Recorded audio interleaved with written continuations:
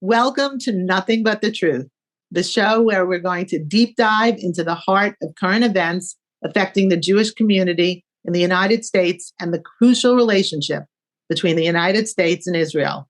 I'm Trudy Stern, and I'm thrilled to have you join us as we unravel the stories that matter most.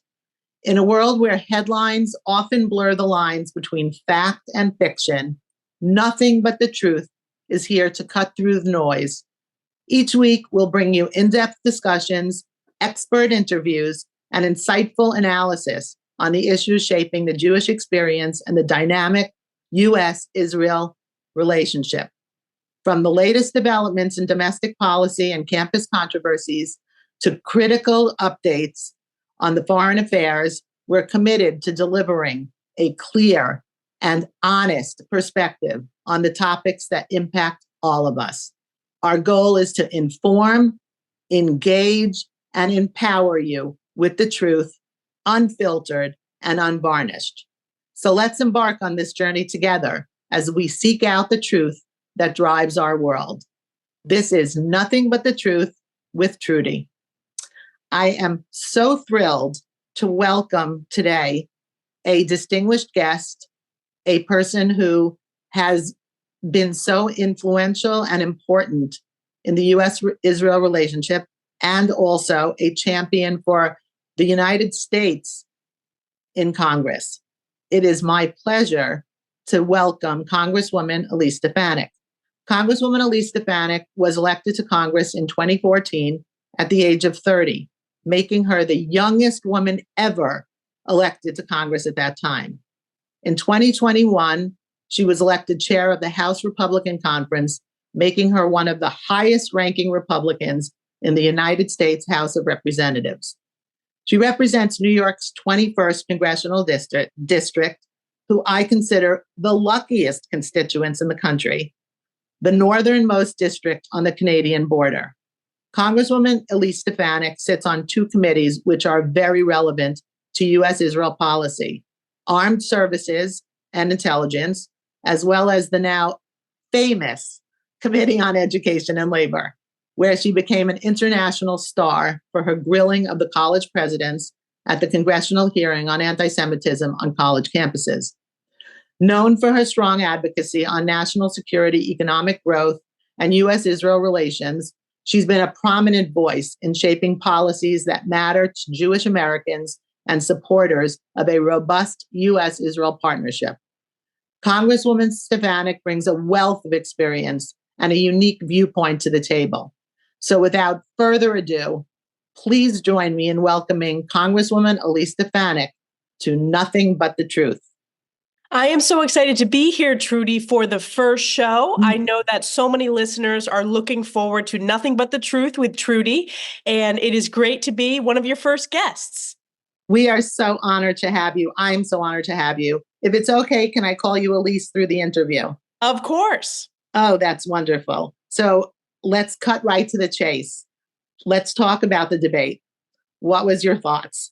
So my thoughts on the debate were that President Trump gave a strong performance, and I do think that Kamala Harris was prepped by her team to deliver very pre-rehearsed lines. But the reality is, and for voters viewing across America, they're not viewing it through the lens of the pundits or the chattering class. They're viewing it through the record and their policy visions. And President Trump did a very good job talking about his record of border security, his record of peace through strength, his record of unleashing American energy independence. And he also went on offense to hold Kamala Harris accountable for her positions to ban fracking, which would devastate American energy independence, particularly in states like Pennsylvania, which are a critical key state. He also went on offense on the issue of the border. Kamala Harris is Joe Biden's open border czar, and she owns this border catastrophe, which impacts every state, every district across the country, not just what the districts that are on the southern border. For example, my district, I represent northern New York, as you pointed out, and we've seen a catastrophic increase, a skyrocketing of illegals crossing across the northern border, including terrorists, including individuals on the terrorist watch list. And then he also talked about the chaos and catastrophe around the world with weak national security policy. And I think what's interesting, Trudy, is I've looked at some of the media coverage. I'll reference Reuters. They interviewed 10 people who were still unsure how they were going to vote in the November election before they watched the debate. 6 said afterward they would now vote for Trump or were leaning towards him, whereas 3 said they would now back Harris. And there was an interesting headline for the New York Times. And I'm no fan of the New York Times, but this headline was interesting. They said the pundits believed Kamala Harris won, but when you talk to undecided voters, it's a very different story. So again, I like to watch debates straight at the TV, not through the lens of Twitter or through the lens of the headlines in the mainstream media or sort of what the chattering class is saying, because I want to view it in the way that voters across the country are viewing it, which is how are these candidates speaking directly to the American people? So I thought it was a win for President Trump. I think the trajectory is going to be pretty consistent as to where we are today. And a lot's going to happen over the next 50 so days between now and November. And I keep that broad because we have some time before the election. So actually, I heard I do want to get your thoughts on the fact that President Trump was fact checked during that interview, during that debate last night, and in real time at the debate. And Kamala Harris was not fact checked once. Yep, and every voter across the country saw that. It was a 3-against-1 debate. He was at one point debating the moderators because the moderators only gave their viewpoint to him. They did not fact check the numerous issues Kamala Harris said. For example, when she talked about the economic strength during the Biden-Harris presidency, every American knows that it has been economic malaise, economic failures during this presidency over Biden and because of Biden and Harris. So the fact checking was totally biased. ABC News, those 2 moderators were not moderators. They were almost pro Kamala Harris activists. So for 3-on-1, President Trump did very, very well because there were multiple times when the moderators would interrupt him, and they didn't do that to Kamala Harris. I did hear or saw one really crazy thought, and I wanted to hear if you thought that or if you knew anything about that the earring that Kamala Harris was wearing was actually some sort of microphone. Did you hear that? It's a crazy rumor. I'm not going to say that that's the truth. We are the truth with nothing but the truth. Did you hear anything about that? If that comes out, that is insane. No, I haven't heard about that. Again, I'm watching it as a viewer and paying close attention to how they're speaking directly to the candidates. And I think President Trump did what he needed to do in terms of laying out his record and holding Kamala Harris accountable for her record, while he was also having to push back on the moderators who were so biased. So I think there's a lot more of this race to run. And I think that President Trump continues to be in the strongest position. But we're just going to have to make sure that all of our voters, all of President Trump's supporters turn out this November. So how do you see the congressional map working? Do you see the House being able to hold in terms of Republicans? I know that there's a lot of seats that are in flux, a lot of Senate seats also that are in play at this point. How do you see that playing out? So I get to see the polling of every targeted House seat across the country, and Kamala Harris is not doing as well as Joe Biden did in 2020. That is a benefit for our candidates, and I feel optimistic that we are going to grow seats in the House Republican majority. I would also say that historically, if you look, President Trump is a net gain on the ballot for all the other Republican candidates. And that is when he's actually on the ballot. So in 2016 and 2020, Republican House candidates overperformed what the prognosticators and the election watchers in the press said, even leading up to and on election night.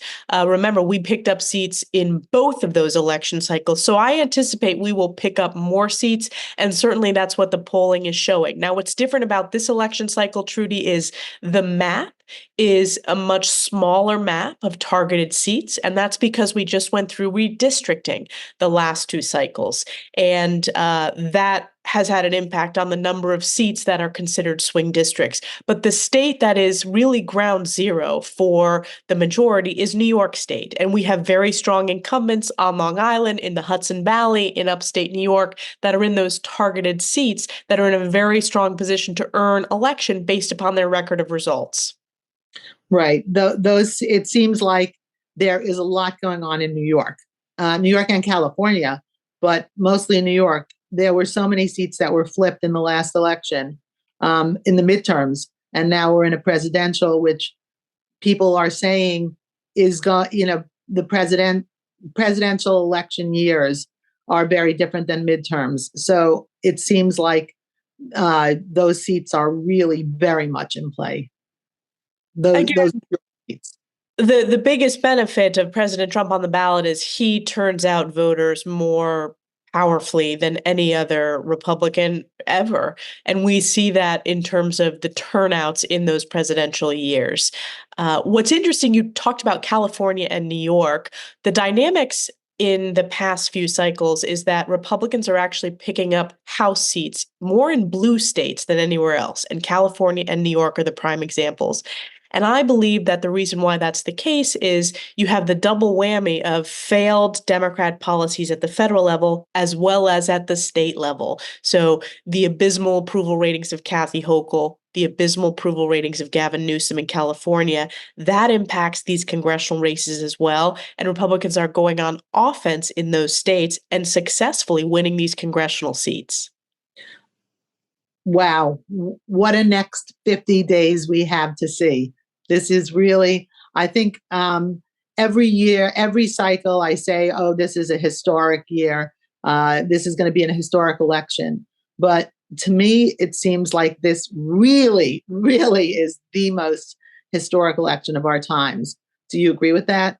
I agree, Trudy. And actually, I start all of my all of my political events that I do in my district and across the country saying, we always say this is the most important election in our lifetime, but people really feel in their gut that this is the most important election. You have very two different records and visions for the country that have real impacts on people's day-to-day lives. They have impacts on their family budget. They have impacts around the world as well, in terms of whether we stand by our allies like Israel or whether you have a lack of support for allies like I believe we've seen from the Biden-Harris administration.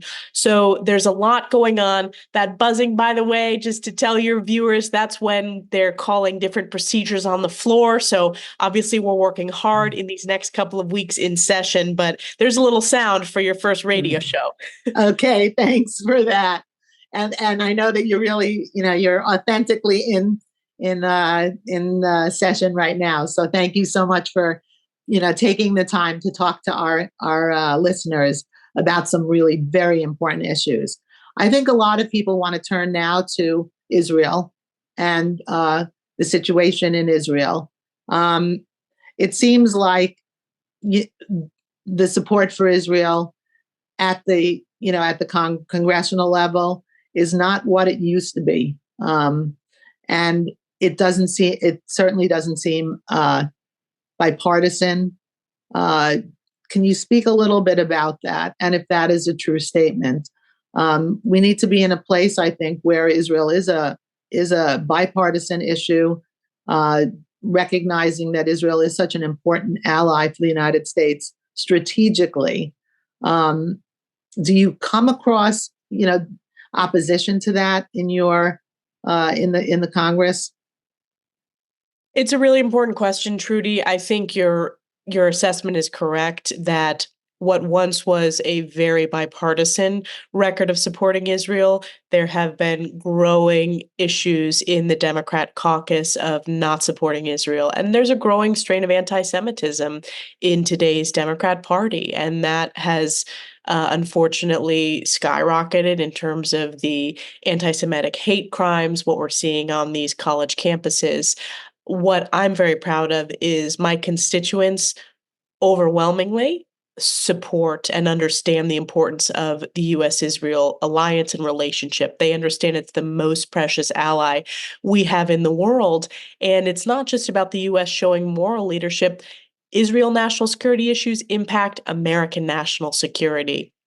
We have worked hard as House Republicans, and I think we have delivered in terms of standing strongly with Israel, providing military aid, and answering this important need at this very historically challenging time for Israel. I'm also proud that it has been House Republicans that have led the effort condemning and combating anti-Semitism that has been raging on college campuses. And even in my home state of New York, I'm looking at new data. More than a third of New York Jewish voters said that they feel New York is no longer safe for Jewish life and Jewish people. That is unimaginable and it's unacceptable. So we have a lot of work to do to address this. That's why the oversight work that I'm doing on the Education and Workforce Committee is so important. That's why these bills condemning anti-Semitism are incredibly important. And people are going to have to defend their votes. Democrats voted against some of these bills that we have brought to the floor. Compare this with the success under President Trump. You had the historic Abraham Accords. You had the biggest peace breakthrough in a quarter of a century, and you had peace in the Middle East. Where we are today, when Israel suffered the bloodiest day since the Holocaust after the Hamas attack on October 7th, we are in a very different set of circumstances. And it shows that policies and administrations have major, major impacts around the world. I can tell you what has to stop is the hundreds of billions that have been sent to Iran. The maximum pressure campaign under President Trump was crushing the Iranian economy. And we've seen just the opposite under Joe Biden, where it's US taxpayer dollars going to line the pockets of Iran, which is the largest state sponsor of terror, funding Hamas and Hezbollah. So, okay, there's lots to discuss in that answer that you just gave.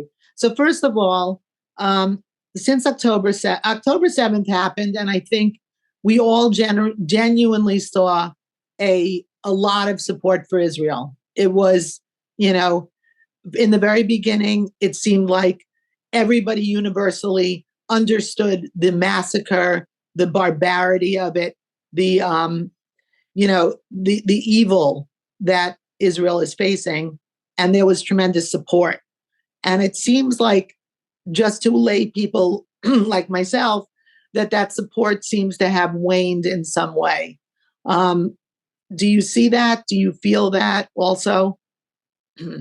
Well, you had one of the candidates, Kamala Harris, the current vice president, call for a ceasefire on the debate stage last night. That is telling Israel to unilaterally disarm itself. And this is a time when it's more important than ever, which is always important, for Israel has the absolute right to fight for its existential existence and to use all tools possible to ensure that is the case, and to protect its borders, to protect its people who were the victims of the barbarism, the terrorist attack, the burning alive, the slaughter of women, children, the elderly. I mean, these were atrocities that were committed on October 7th.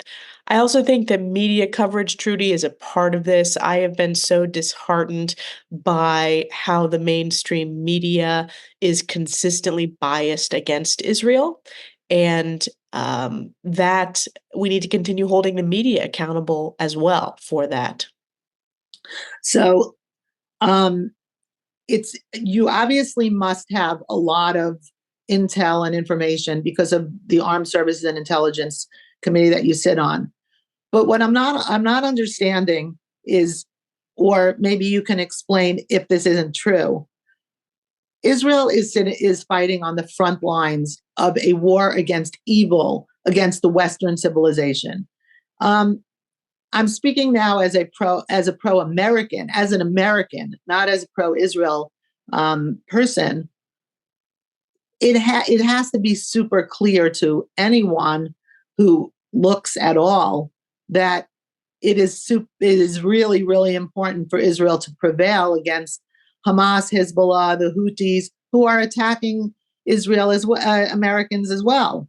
And yet it doesn't seem to be addressed, nor does it seem to be addressed that these pro-Palestinian rallies and events that are going on across our country are against America as well. They're death to America. This is being shouted. They're burning American flags. Why is it being brushed under the rug as if it's, truly just a pro-Israel issue? This is America. Yes, you are. I always say that, Trudy, is that at these pro Hamas encampments on college campuses, the same people who are shouting death to Israel also say death to America. This is about evil trying to defeat and destroy Western civilization.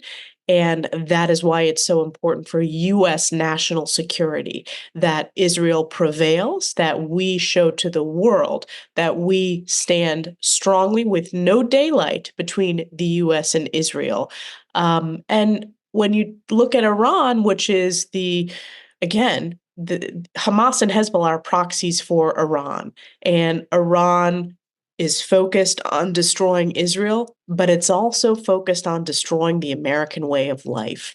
So this is about US national security. We make that connection, or I try to make that connection whenever I'm speaking on this issue, that and the visceral way to talk about that is the death to Israel chants are followed by death to America.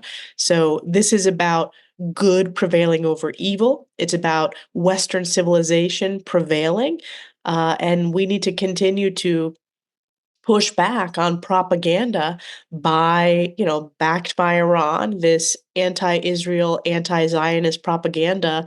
And that's why, just to tie it to the TikTok bill that we voted on, banning of TikTok is so important. The divestment from communist China is so important when it comes to TikTok because there was so much misinformation being sent on TikTok, which was brainwashing our next generation of leaders. You brought me actually to a point I wanted to get to, which was TikTok. And you're so correct. And so, go ahead. Okay. You are so correct. And it is extraordinary that we are allowing a foreign enemy government to control the media in our country for many, many, many of the youth and the upcoming generations. I'm not understanding why the Senate did not bring that. The House was incredible, almost unanimously voted to make sure that TikTok is sold or controlled in some way. I think sold, and the Senate has not taken that up. I'm asking you, but I don't know that you would know the answer to that. I do know the answer. I mean, look, it's very rare that the House passes such a significant piece of legislation with nearly unanimous support. That was a huge vote we put up on the board, and this is all on Chuck Schumer's plate. He is refusing to bring it up. This is an overwhelmingly important vote, and we need to keep the public pressure up on the Senate. Chuck Schumer decides what goes on the House floor, and he needs to hear from his constituents about that issue. But again, to pass a bill by that much of a margin in this, what people view as it is divisive in many ways, but not that bill. So there was overwhelming support, again, near unanimous. Almost always the Senate is forced to bring that up. It's Chuck Schumer that's blocking it, and he needs to bring it up. And I have time for one more question. Okay, so one last thought, and that is college campuses. You championed, you became a huge, huge star.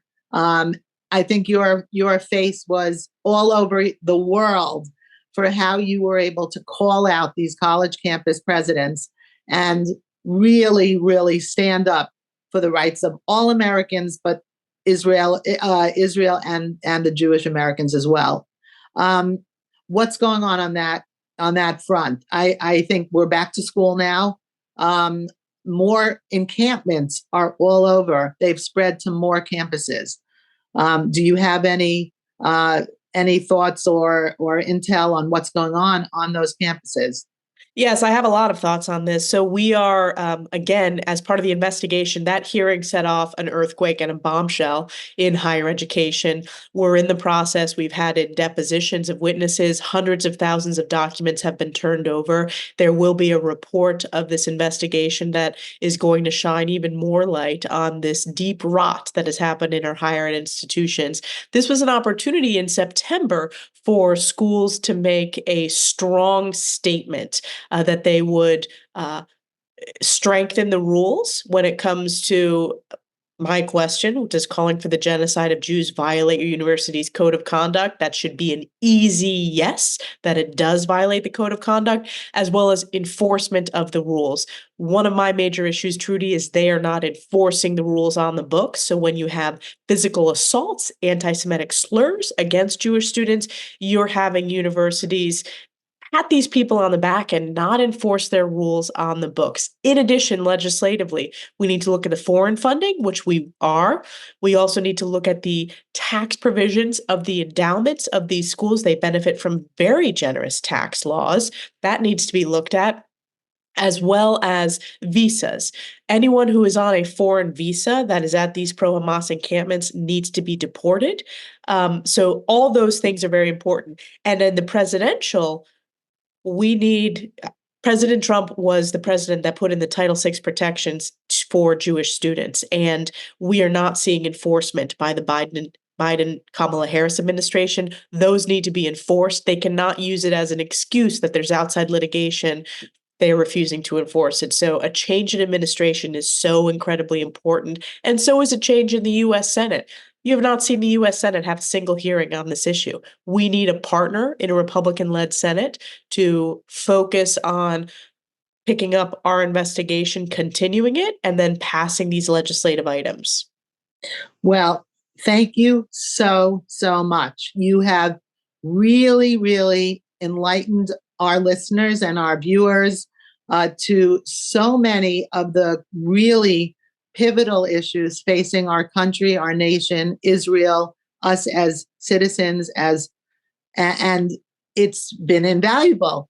I want to thank you. I want to thank you for your service. So clearly, you are a brilliant, brilliant woman who attended Harvard, who has risen so quickly through the ranks in Congress. You clearly could have done anything in the world, and you would have been so successful. We are forever grateful that you have chosen to throw your talents and your intelligence into serving our great nation. So thank you so much for everything that you do, Congresswoman Elise Stefanik, and thank you for being on Nothing But the Truth.